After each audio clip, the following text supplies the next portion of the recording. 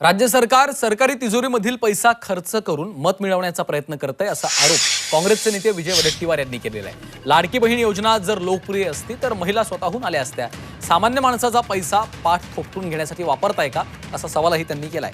तर राहुल गांधींनी 8,000 रुपयांची घोषणा केली तेव्हा तिजोरीची आठवण आली नाही का असा प्रतिसवाल सुधीर मुनगंटीवारांनी केलाय।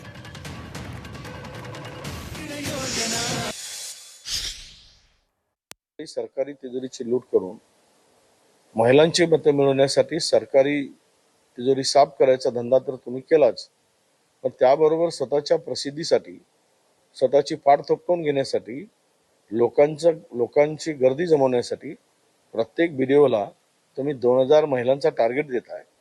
हा कसला धंदा आहे? सरकारी तिजोरीमधून पैसे खर्च करून गाड्या लावून लोक जमा करायचे, कार्यक्रम घ्यायचा, ही काय तिजोरी तुमच्या बापजाद्यांची मिळकत आहे?